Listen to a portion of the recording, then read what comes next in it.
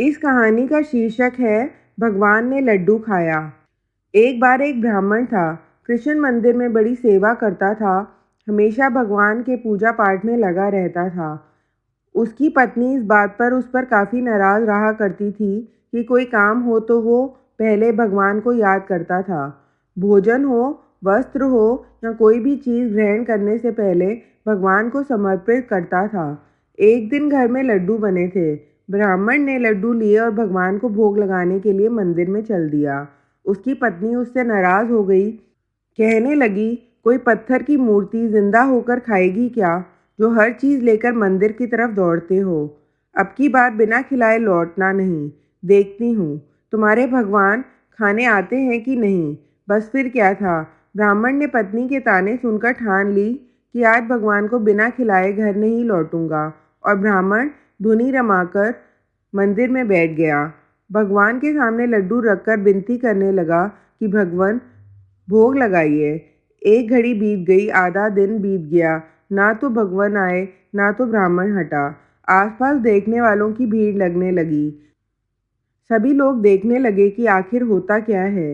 रखे हुए लड्डुओं पर मक्खियां भिनभिनाने लगीं। ब्राह्मण उन्हें हटाता रहा।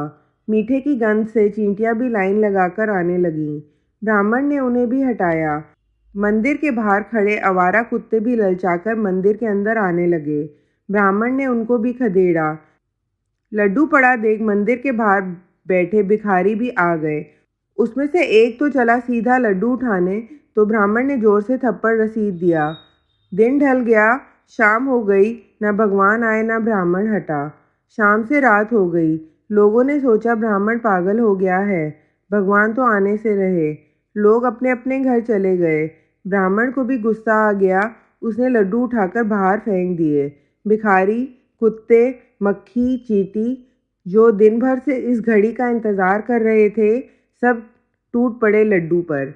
उदास ब्राह्मण अपने आप को कोसता हुआ घर चला गया। इतने सालों की सेवा बेकार चली गई, कोई फल नहीं मिला। ब्राह्मण घर पर पत्नी के ताने सुनकर सो गया।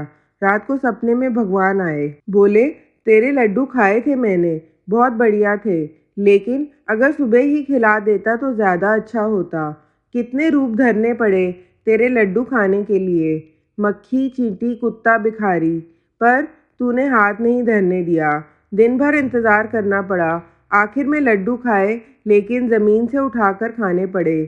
थोड़ी मिट्टी लग गई थी। अगली बार लाना तो अच्छे से खिलाना। भगवान चले गए। ब्राह्मण की नींद खुल गई। उसके आँख से आंसू आ गए। सोचा, भगवान तो आए थे खाने, लेकिन मैं ही पहचान नहीं सका। बस ऐसे ही हम भी भगवान के संकेतों को समझ नहीं पाते हैं।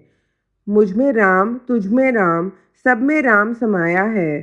सबसे कर लो प्रेम, जगत में कोई नहीं पराया है।